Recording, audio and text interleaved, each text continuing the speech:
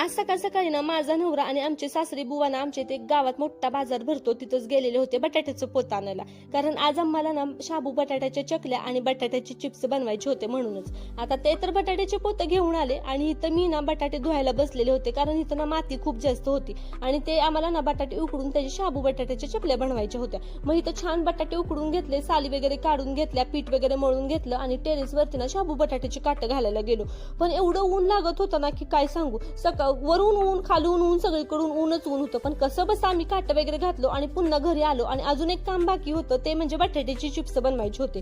कारण हे सगळं काम आवरून आम्हाला मम्मीच्या घरी जायचं होतं. मग दुपारी 2 वाजता आम्ही चूल पेटवली, बटाट्याचे चिप्स उकडले, पटापटा बटाट्याचे चिप्स घातले, घरातली सगळी कामं मी आवरून घेतली आणि आमच्या इथं ना संध्याकाळी 5 वाजता एक दरगोबाचं मंदिर आहे, त्या दरगोबाच्या मंदिराला गेलेलो होतो आणि वर चढून मंदिरावर जायचं होतं. तिथलं ते मंदिर, तिथं साईडला एक तलाव सुद्धा होता. तो तलाव, ते मंदिर आणि तो निसर्ग एवढं भारी वाटत होतं ना. इव्हिनिंगला खूपच मस्त वाटत होतं आणि तिथंच एक वर आम्हाला ना मांजर दिसलं आणि ते मांजर एवढं क्यूट होतं ना की काय सांगू. आणि खरं सांगायचं ना तर मला मांजर ना खूप जास्त आवडतं. मग त्याच्यासोबत थोडासा एन्जॉय केला, निसर्ग बघितला, तलाव बघितला, मस्त दर्शन वगैरे घेतलं आणि पुन्हा घरी आलो आणि थेट कपडे वगैरे पुन्हा चेंज करून मम्मीच्या घरी गेले. आता मम्मीने एवढा सगळा भाजीपाला घेऊन आलेली होती. मग मम्मीला थोडंसं मदत करू लागले आणि जेवणामध्ये ना पप्पांनी छान असं अक्का मसूरची भाजी आणलेली होती, मिरची बटाट्याचे भजे होते, मम्मीने साधं जेवण बनवलेलं होतं पण खरंच टेस्टी होतं. असा होता माझा दिवस. तुम्हाला आवडला तर सबस्क्राईब करा. Bye bye.